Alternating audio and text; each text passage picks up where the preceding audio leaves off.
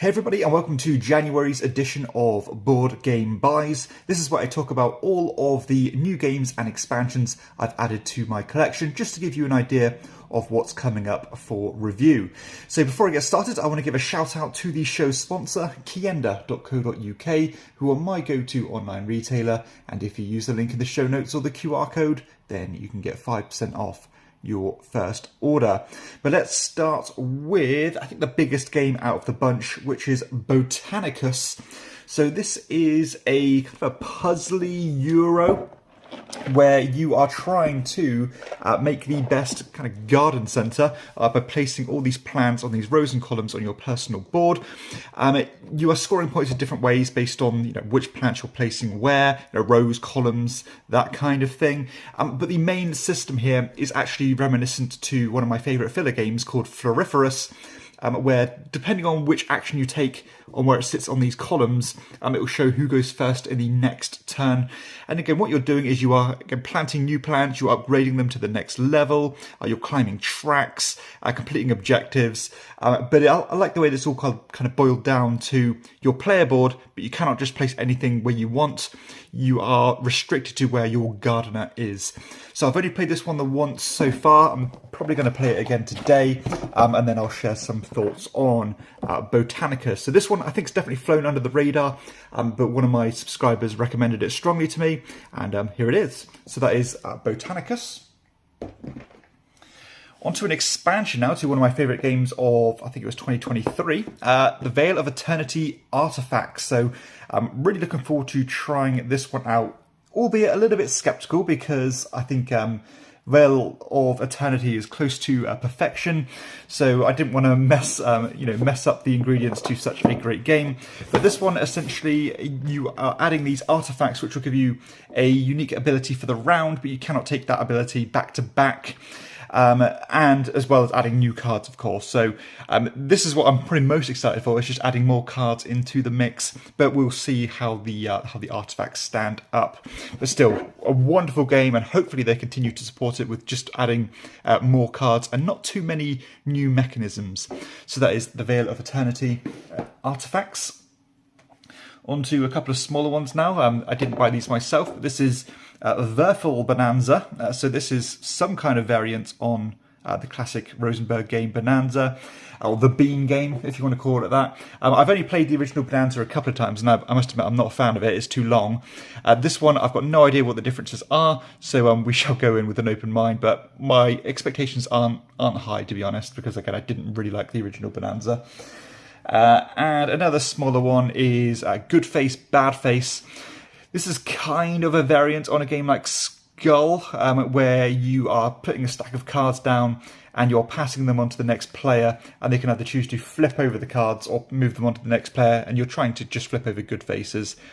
So get kind of layers of bluffing here. Very simple stuff. Another game from 2024 with Rat Jack. So this is a kind of a blackjack variant where you're, of course, trying to get to, instead of 21 points, you're trying to get to 25 by flipping these cards over. But the difference is that each of these cards has a unique ability on it, which can kind of manipulate the state of play. You can add these tokens in that we can flip over and again modify things further. Different decks to play with. And yeah, I've already reviewed this one, so keep an eye out for my thoughts on Rat Jack. Moving on to Motor City. So this is one of the roll and write line from Riddle and Pinchback. This one also has another designer with Adam Hill. I'm not familiar with who he is. This one I'm kind of intrigued by. I must admit I've gone a little bit cold, or not cold, but maybe colder on the roll and write genre because it has been exhausted. But this line is generally really strong. I did like Fleet the Dice game. I thought that was solid. Albeit not my favourite one because it's a little bit longer, quite a lot going on. But this one, again, I've heard really good things about. Different theme, different mechanisms going into it. So kind of, calmly confident this is going to be a good one. That is Motor City. A game I don't really know much about is Run by Tim Fowers. So I've not played a lot of Tim Fowers games. I've played Burgle Bros, and I believe I still have The Fugitive in my collection, although I don't play it much at all.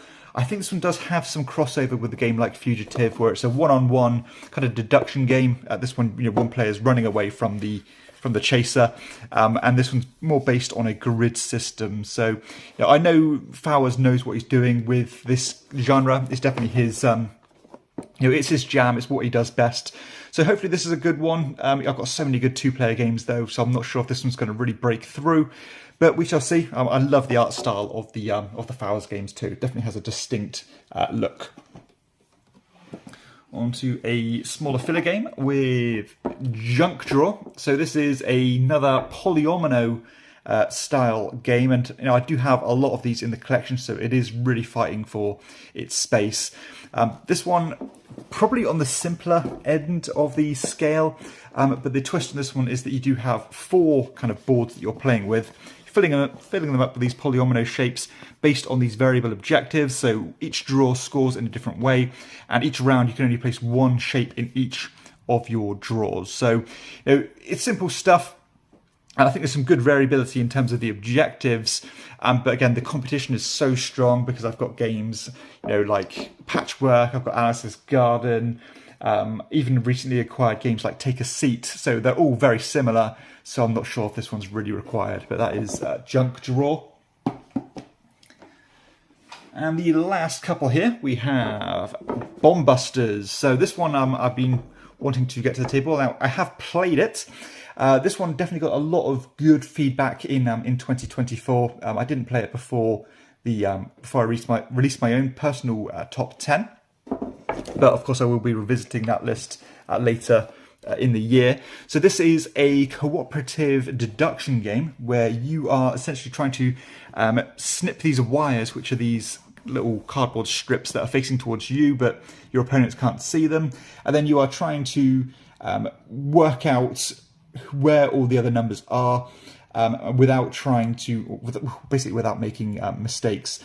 So some of the deduction you can use here is pretty cool. You can even start adding in these different abilities and things, and you're progressing through multiple different missions. So again, I've played this a few times now. I'll play it some more before I release my thoughts.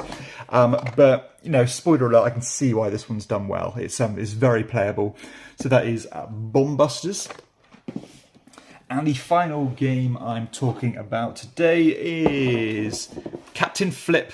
So another game that got very successful from last year. This was a Spiel des Jahres nominee by the great Paolo Mori and Remo Consadori as well.